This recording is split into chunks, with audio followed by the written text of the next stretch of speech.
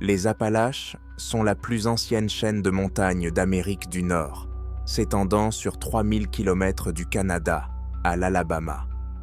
Chaque année, des millions de touristes parcourent ces sentiers, admirant les vues majestueuses et les forêts vierges. La plupart rentrent chez eux avec des photos et des souvenirs. Mais certains ne reviennent jamais. Le 3 novembre 2023, Sarah Kowalski, une randonneuse expérimentée, s'est lancée sur un itinéraire qu'elle connaissait bien. Elle a disparu, ne laissant derrière elle que son sac à dos sur un rocher inaccessible. Le 15 septembre 2024, le biologiste James McNeill est parti étudier les ours dans le tristement célèbre triangle de Bennington et a disparu pendant 31 jours, revenant sans aucun souvenir de ce qui s'était passé. Le 22 avril 2013, l'étudiante Olivia Hart s'est éloignée de 20 mètres de ses amis pour prendre une photo et a disparu en 30 secondes devant des témoins. 3 personnes différentes, 3 endroits différents, 3 histoires qui ont un point commun. Les montagnes les ont emportées et toutes ne sont pas revenues de vivantes. Ce ne sont pas des légendes urbaines ou des inventions. Ce sont des cas réels, enregistrés par les services de recherche et de sauvetage, documentés par des détectives et pleurés par des familles. Des signes des cas qui nous amènent à nous demander: connaissons-nous vraiment la nature sauvage que nous considérons comme sûre? Et qu'arrive-t-il aux gens lorsqu'ils franchissent la ligne invisible entre la civilisation et la nature sauvage primitive?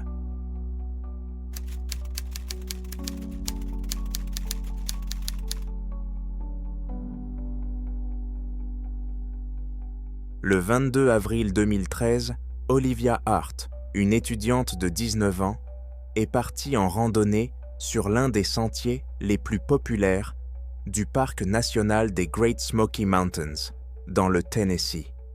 Le sentier Alum Cave Trail, long de 8 km et demi, accueille chaque jour des centaines de touristes. Elle est bien balisée et considérée comme relativement sûre. Personne n'aurait pu imaginer que cette journée printanière ordinaire se terminerait en tragédie, choquant la communauté locale et laissant de nombreuses questions sans réponse. Olivia était étudiante en 2e année à l'Université du Tennessee à Knoxville, où elle étudiait les sciences de l'environnement. C'était une jeune fille active et des sportives qui aimait la photographie et passait souvent ses week-ends à faire de la randonnée dans les montagnes environnantes. Ce lundi-là, profitant des vacances de printemps, elle avait organisé une randonnée avec 3 amis de l'université: Brandon Cole, 20 ans, Ashley Dixon, 19 ans, et Mark Thompson, 21 ans. Le groupe s'est enregistré à l'entrée du parc à 8h15. Le garde forestier Daniel Wilson, qui les a enregistrés, se souvient que les 4 étaient d'abdi de bonne humeur de bonne humeur, disposés d'un de l'équipement approprié et avaient l'habitude des randonnées d'une journée. Le temps était parfait. 20 degrés Celsius, ensoleillé, avec une excellente visibilité. Le groupe a commencé son ascension vers 9h, avec pour objectif d'atteindre le belvédère Inspiration Point, situé à 1400 mètres d'altitude, puis de revenir avant le coucher du soleil. Selon ses amis, la première moitié de la randonnée s'est déroulée sans incident. Ils se sont arrêtés pour prendre des photos, ont pris une collation en cours de route et ont atteint le belvédère vers 13h50. Il y avait plusieurs autres groupes de touristes à Inspiration Point, ce qui est normal pour cet endroit très fréquenté. Les amis d'Olivia ont décidé de faire une pause déjeuner. Brandon Cole a décrit le moment de sa disparition au détective comme suit. « Nous étions assis sur un banc, en train de sortir nos sandwichs. Olivia a dit qu'elle voulait prendre une photo de la vallée sous un angle différent. Elle a pris son téléphone et s'est éloignée d'une 20aine ou d'une 30aine de mètres, sur notre gauche, vers le bord de la plateforme d'observation, où il y avait moins de monde. Ashley Dixon a ajouté « Je l'ai vue debout là, levant son téléphone, prenant quelques sans photos. Puis je me suis détourné pour aller chercher de l'eau dans mon sac à dos. Peut-être une demi-minute s'est écoulée. Nous avons entendu un bruit, pas un cri, plutôt une exclamation de surprise. Quand je me suis retourné, Olivia avait disparu. Les trois amis ont immédiatement couru vers l'endroit où Olivia se trouvait. Son téléphone était posé par terre.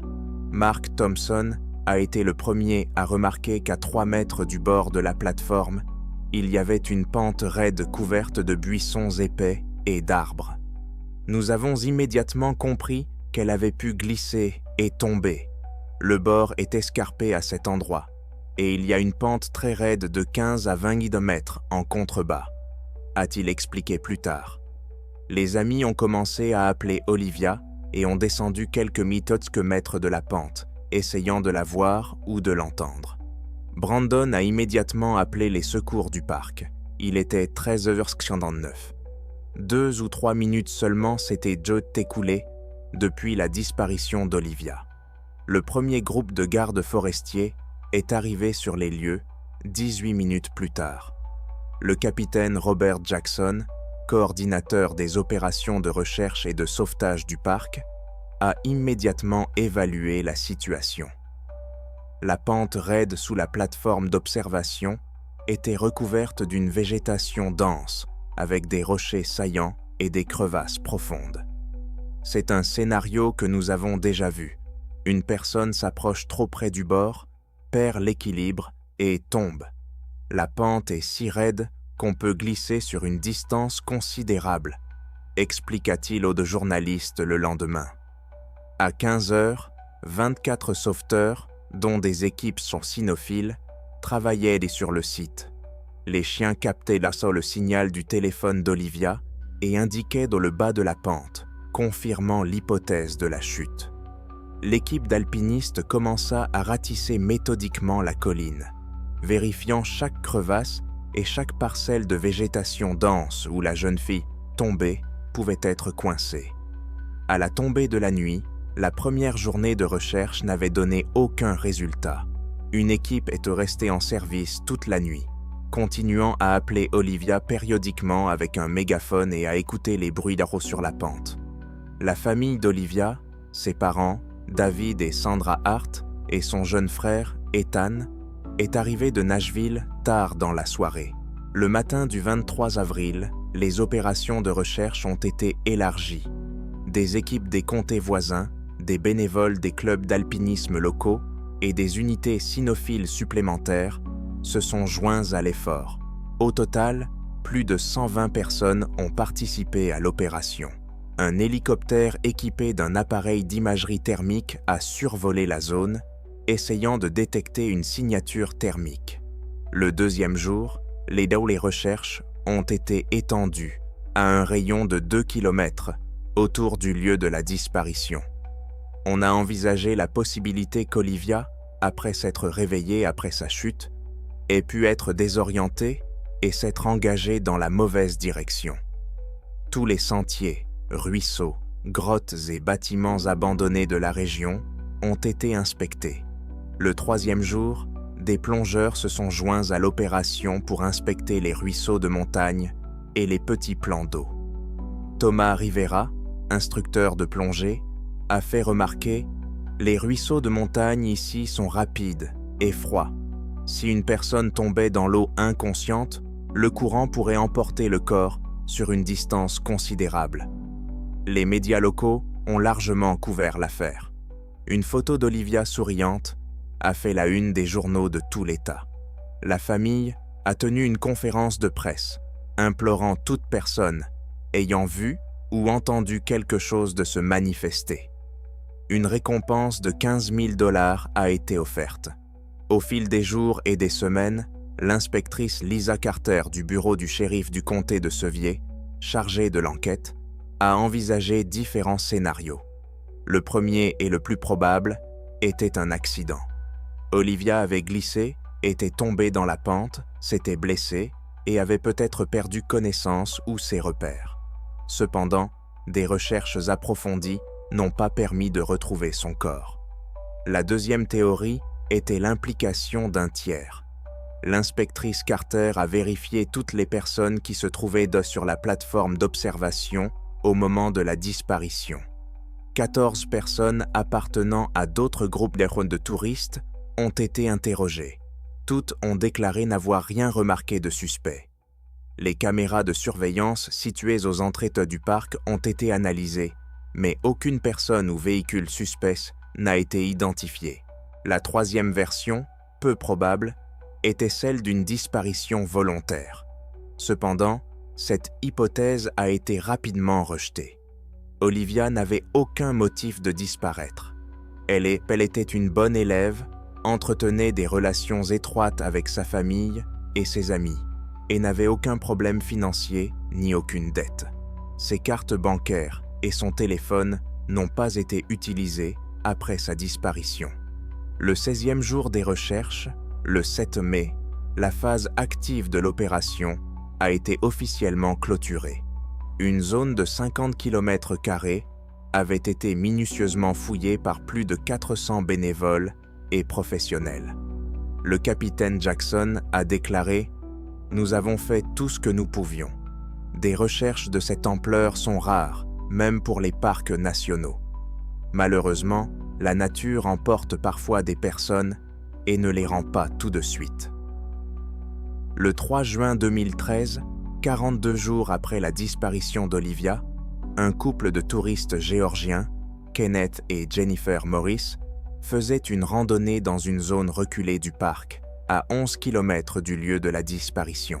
Le sentier longeait un petit ruisseau à 1920 mètres d'altitude.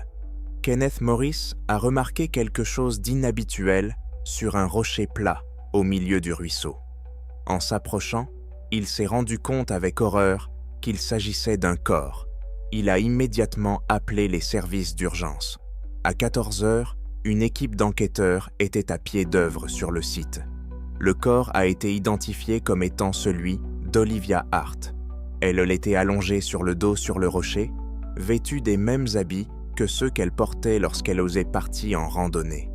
Ses vêtements étaient relativement propres, bien qu'humides, à cause des embruns du ruisseau. Il n'y avait aucune blessure visible compatible avec une exposition prolongée aux éléments. Le corps a été transporté à la morgue du comté de Sevier pour y subir une autopsie. La pathologiste en chef, le docteur Margaret Lewis, a procédé à un examen approfondi. Le rapport préliminaire indiquait que la cause du décès était un arrêt cardiaque. Olivia ne présentait aucune blessure externe incompatible avec la vie, aucune fracture du crâne ou de la colonne vertébrale, ni aucune hémorragie interne. L'aspect le plus déroutant était l'état du corps. Le docteur Lewis a noté dans son rapport « Le degré de décomposition ne correspond pas à la date présumée du décès, soit 42 jours. L'état du corps correspond davantage à un décès récent. » Elle a toutefois reconnu que l'eau froide de la montagne et d'autres facteurs environnementaux auraient pu ralentir considérablement le processus de décomposition. L'analyse toxicologique n'a révélé aucune trace de drogue, d'alcool ou de poison dans le corps. L'analyse du contenu de l'estomac a montré des restes de nourriture qu'Olivia avait mangés le matin de sa disparition. La jeune fille ne présentait aucune affection cardiaque connue, ni aucune pathologie pouvant expliquer un arrêt cardiaque soudain. Le cardiologue James Warren, qui a consulté les enquêteurs, a expliqué « Chez les jeunes, un arrêt cardiaque peut survenir en raison d'anomalies génétiques non diagnostiquées, telles que le syndrome du QT long ou la cardiomyopathie hypertrophique. Ces cas sont rares, mais pas sans précédent. Un stress extrême, l'hypothermie, l'épuisement, tous ces facteurs auraient pu déclencher une arythmie mortelle chez une personne prédisposée. » Le détective Carter a tenté de reconstituer la chronologie des événements. Le scénario le plus probable: Olivia a glissé et est tombée de la plateforme d'observation, a dévalé une pente raide et a perdu connaissance. À son réveil, probablement souffrant d'une commotion cérébrale et désorientée, elle s'est mise à marcher dans la mauvaise direction, s'enfonçant dans la forêt au lieu de remonter vers le sentier. En état de choc et désorientée, Olivia aurait pu parcourir une distance considérable pendant plusieurs jours, se nourrissant de baies et d'eau provenant des ruisseaux. Les nuits d'arty froide, l'épuisement et le stress ont affaibli son corps. À un moment donné, lorsqu'elle a atteint un ruisseau, elle s'est allongée sur un rocher et a perdu connaissance. La combinaison de l'hypothermie, de l'épuisement et d'une maladie cardiaque non diagnostiquée a entraîné un arrêt cardiaque. Cette version expliquait la plupart des faits, mais laissait certaines questions sans réponse. Pourquoi les chiens de recherche n'ont-ils pas trouvé sa trace? Le capitaine Jackson a expliqué « Lorsqu'une personne marche dans l'eau, et il y a de nombreux ruisseaux ici, cela interrompt la trace olfactive. Les chiens peuvent alors perdre leur direction. » Les funérailles d'Olivia Hart ont eu lieu le 12 juin à Nashville. Des centaines de personnes, familles, amis, camarades de classe, inconnus touchés par son histoire, sont venus lui dire adieu. Son professeur d'écologie a prononcé un éloge funèbre dans lequel il a évoqué sa passion pour la nature et ses rêves de carrière dans la recherche environnementale. La famille Hart a créé la bourse Olivia Hart à l'Université du Tennessee pour les étudiants qui se spécialisent dans la conservation de l'environnement. L'administration du Parc national des Great Smoky Mountains a installé des panneaux d'avertissement supplémentaires au belvédère d'Inspiration Point et a renforcé les clôtures dans les zones dangereuses. L'histoire d'Olivia Hart nous rappelle que même sur des sentiers populaires et bien entretenus, la nature reste une force imprévisible. Un faux pas, un moment d'inattention, et la vie peut s'arrêter brutalement. Les montagnes ne pardonnent pas les erreurs, même les plus petites.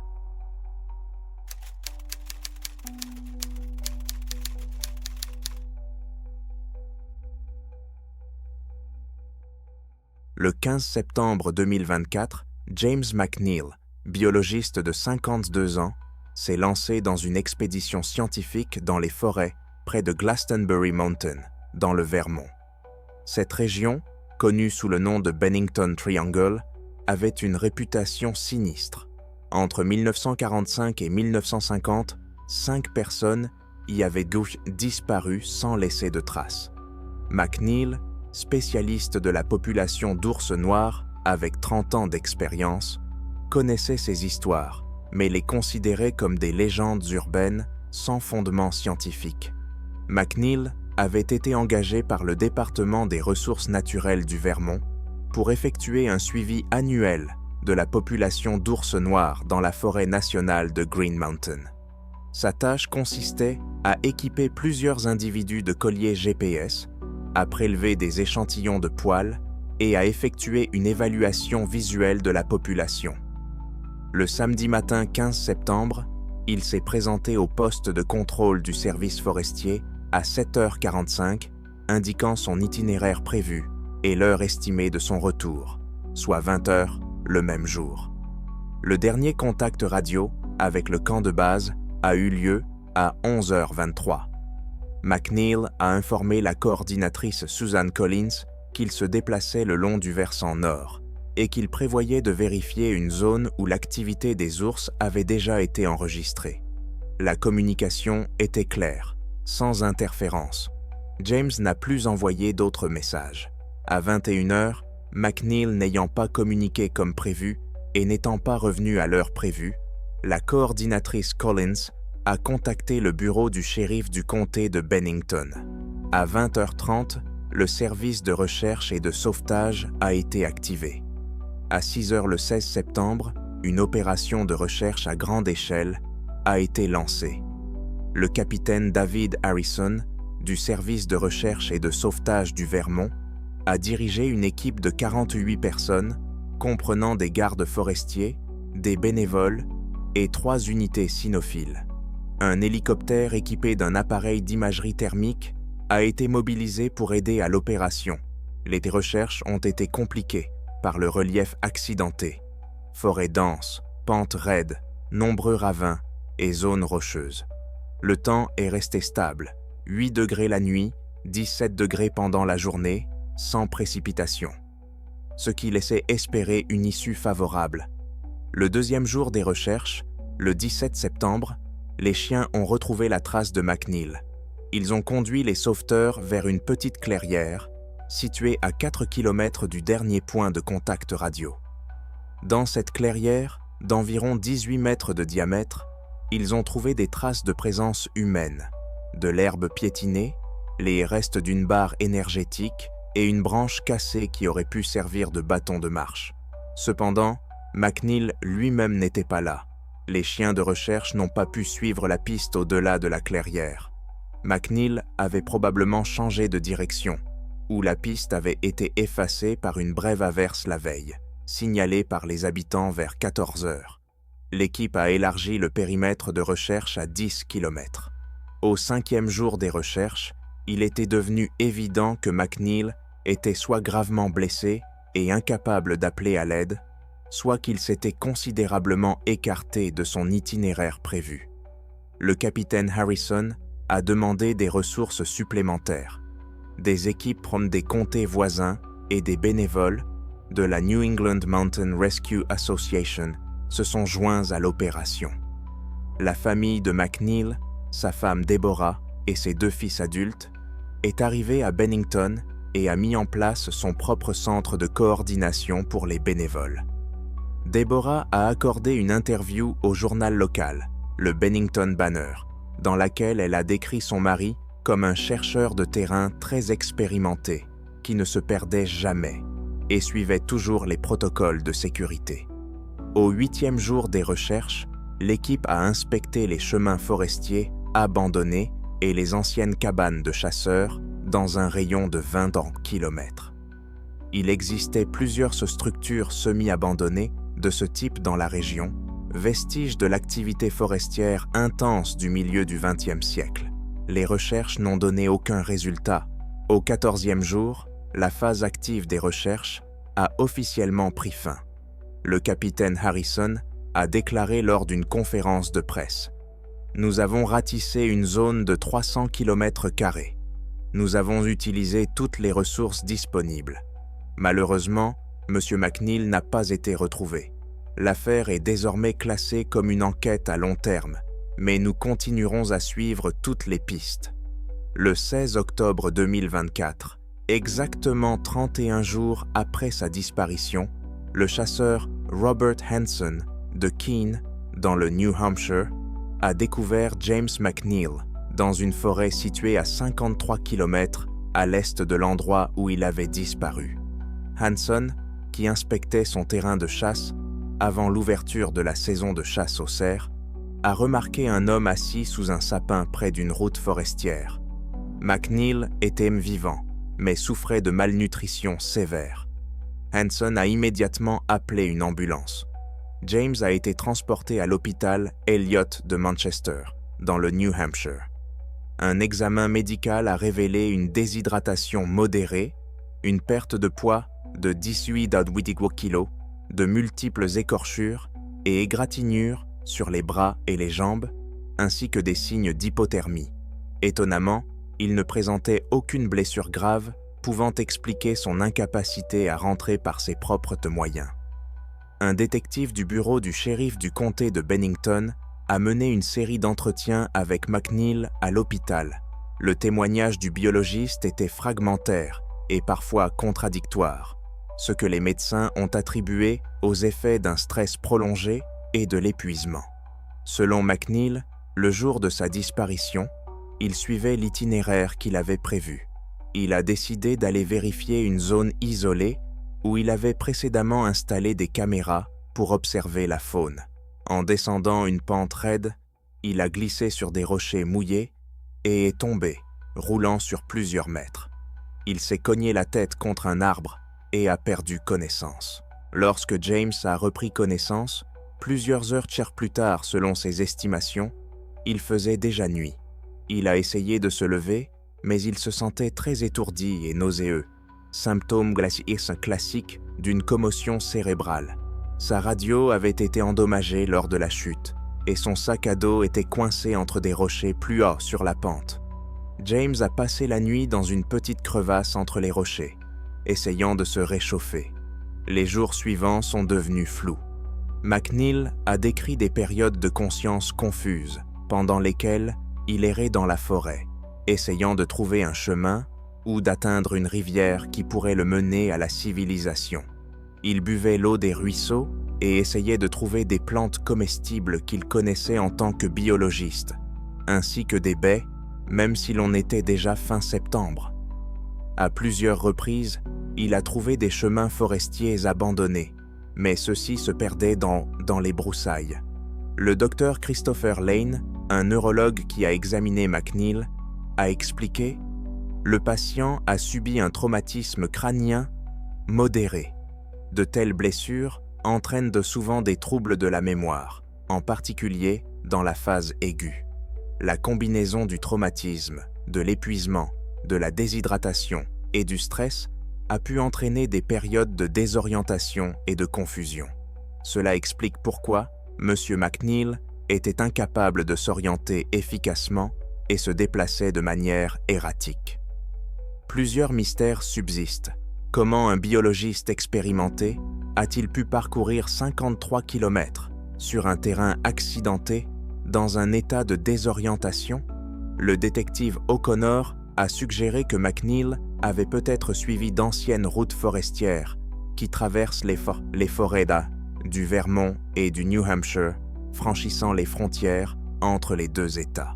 Dans son état de confusion, il aurait pu marcher pendant des jours sans se rendre compte de la distance parcourue. Pourquoi les équipes de recherche ne l'ont-elles pas trouvé?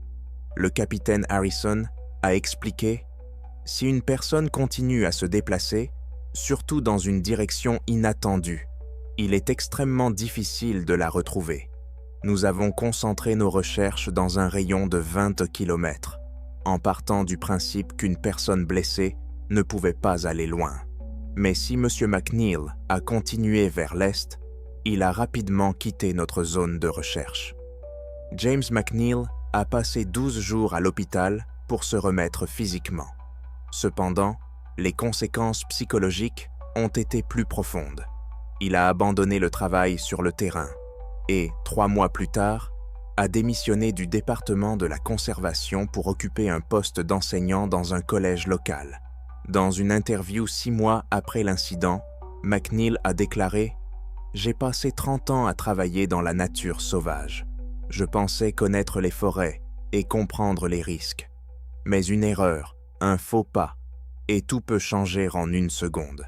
Je suis reconnaissant d'être en vie, mais j'ai perdu quelque chose dans ces bois, la confiance dont j'ai besoin pour faire ce travail. » L'histoire de James McNeil est venue s'ajouter à la longue liste des incidents survenus dans le triangle de Bennington. Contrairement aux 5 personnes qui ont disparu dans les années 1940 et qui n'ont jamais été retrouvées, McNeil a survécu. Son cas montre à quel point même un spécialiste expérimenté peut facilement se retrouver en difficulté dans ces montagnes anciennes et impitoyables, où la nature ne pardonne pas les erreurs.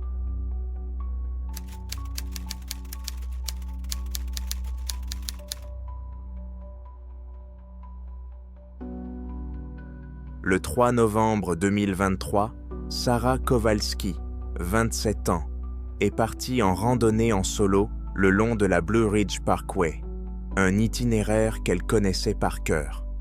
Randonneuse expérimentée et guide de montagne diplômée, elle avait passé les 5 dernières années à travailler dans la région de Grandfather Mountain, en Caroline du Nord, où elle guidait des groupes sur les sentiers les plus difficiles. Ce jeudi matin semblait comme les autres, rien ne laissait présager la tragédie qui allait se dérouler dans les jours suivants. Sarah Kowalski s'est enregistrée à l'entrée du parc national à 7h20. Le garde forestier Thomas Kincaid, qui a pris sa feuille homme de route, se souvient plus tard que Sarah Kowalski était de bonne humeur. Elle lui a fait part de son programme, un itinéraire vers le sommet du Callaway Peak par la crête est, avec 1 heure de retour prévue à 18h. La météo s'annonçait idéale, 14 degrés. Celsius, nébulosité variable, bonne visibilité. Sarah avait emporté un équipement standard. Un sac à dos avec de l'eau, des collations, une trousse de premiers secours, un GPS et un téléphone portable. Sa sœur Émilie, qui vit à Raleigh, a reçu un SMS de routine vers midi. « Tout va bien, la vue est magnifique. » Ce furent les derniers mots de Sarah. Lorsqu'elle n'a pas donné de nouvelles et n'est pas revenue à l'heure prévue. À 21h, sa famille a donné l'alerte. À 22h30, une déclaration officielle de disparition a été déposée auprès du bureau du shérif du comté d'Avery. À 6h du matin, le 4 novembre, les recherches officielles ont commencé. Une équipe de 42 personnes, comprenant des gardes forestiers, des bénévoles du service local de recherche et de sauvetage et 3 maîtres chiens accompagnés de chiens dressés, a commencé à ratisser la zone. Le capitaine Michael Jensen, un vétéran ayant 20 ans d'expérience dans le sauvetage en montagne, a été chargé de coordonner l'opération. La première journée de recherche n'a donné aucun résultat. Les chiens ont pu repérer une odeur provenant de la dernière position GPS de Sarah, à 3 km du sommet le long du sentier principal, mais l'ont ensuite perdu à une bifurcation où le sentier se divisait en 2 directions. Cela était étrange, mais pas sans précédent. Dans les montagnes de Caroline du Nord, la végétation dense, le terrain rocheux et les pluies fréquentes entravent régulièrement le travail des chiens de recherche. Il y avait eu une brève averse au cours des 48 heures précédentes qui avait pu effacer la trace olfactive. La famille de Sarah est arrivée sur le site des recherches le soir du premier jour. Son père, Robert Kowalski, ancien militaire, a insisté pour élargir la zone de recherche. Sarah connaît ces montagnes. Si elle n'est pas revenue, c'est qu'il lui est arrivé quelque chose. Elle a peut-être été blessée ou est tombée d'une falaise. Nous devons vérifier les ravins et les zones difficiles d'accès, a-t-il déclaré aux journalistes d'un journal local. Au 5e jour des recherches, plus de 120 personnes participaient à l'opération. Un hélicoptère de sauvetage s'est joint aux des recherches, survolant la zone avec un équipement d'imagerie thermique. Des bénévoles des comtés voisins se sont joints à la fouille de la forêt. Les amis et collègues de Sarah ont organisé leur propre équipe de recherche composée de 25 personnes, parmi lesquelles d'autres guides et des randonneurs expérimentés qui connaissaient bien la région. Cependant, le temps a commencé à se détériorer. Les prévisionnistes ont annoncé l'arrivée d'un front froid. La température nocturne est tombée à 0 degré. Si Sarah était blessée et sans abri, ses chances de survie diminuaient rapidement à chaque heure qui passait. Le capitaine Jensen a élargi la zone de recherche à un rayon de 15 km, incluant des zones reculées où les touristes ne s'aventurent généralement pas. Le 6e jour, un chien de recherche nommé Max, un berger belge avec des années d'expérience, a trouvé un indice à 4 km au nord-ouest de la route principale.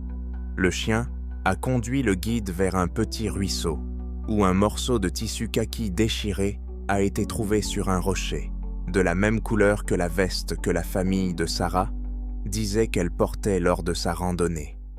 L'échantillon a été envoyé pour être examiné.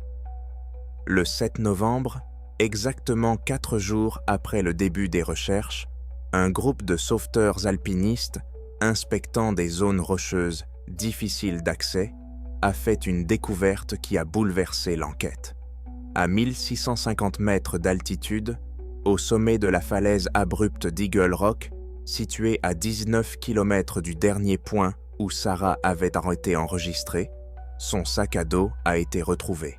L'emplacement de la découverte a immédiatement soulevé des questions. Eagle Rock est une formation rocheuse technique qui nécessite un équipement d'escalade spécial, cordes, mousquetons et système de sécurité. Ce n'est pas un itinéraire touristique. Les alpinistes expérimentés mettent 3 à 5 heures pour l'escalader. Sarah n'avait pas d'équipement d'escalade avec elle, seulement un sac à dos de randonnée standard. Comment a-t-elle pu arriver là? Le sac à dos a été soigneusement examiné sur place, puis emmené au laboratoire. Tout à l'intérieur était soigneusement rangé. Des vêtements de rechange, une bouteille d'eau vide, des barres énergétiques, 2 des 5 avaient été mangés. Une trousse de premiers secours, intacte. Un GPS dont le dernier point enregistré était à 15h42 le 3 novembre, à 3 km de l'endroit où le sac à dos a été trouvé. Le téléphone de Sarah se trouvait également dans le sac à dos, déchargé. Ses chaussures de randonnée se trouvaient à côté du sac à dos. Ce détail a particulièrement intrigué les enquêteurs. Les chaussures portaient sont relativement propres, même si elles présentaient des signes d'usure. Les experts légistes ont noté l'absence de saleté importante, ce qui aurait été normal après une randonnée de 19 km sur un terrain accidenté. L'inspectrice Laura McGregor, du bureau du shérif du comté d'Avery, chargée de l'enquête, a commencé à envisager différentes versions des faits. La première et la plus évidente était celle d'un accident. Sarah aurait pu s'égarer, se blesser et perdre ses repères. Cependant, cela n'expliquait pas comment le sac à dos avait atterri sur un rocher inaccessible. La deuxième version impliquait l'intervention d'un tiers. Il y avait eu des cas d'agression sur des randonneurs solitaires dans la région, bien que rares. L'inspectrice McGregor a demandé des informations sur tous les crimes violents signalés dans un rayon de 100 km au cours des 5 dernières années. Les alibis de plusieurs personnes qui avaient même déjà été condamnées pour des crimes contre la personne et qui vivaient dans la région ont été vérifiés. Jason Turner, l'ex-petit ami de Sarah, avec qui elle avait rompu 6 mois avant sa disparition, a été interrogé. Selon lui, la rupture était mutuelle et amicale. Au moment de la disparition de Sarah, il était au travail à Charlotte, à 180 km du lieu de la disparition, comme l'ont confirmé ses collègues et les images de vidéosurveillance de son lieu de travail. La troisième version, plus troublante, est qu'elle a disparu volontairement. Le détective McGregor a mené une série d'entretiens avec les amis, les collègues et les membres de la famille de Sarah. Le tableau d'ensemble était cohérent. Sarah aimait son travail, entretenait des relations chaleureuses avec sa famille et n'avait pas de problèmes financiers ni de dettes. Ses comptes bancaires ne montraient aucune activité inhabituelle dans les semaines précédant sa disparition.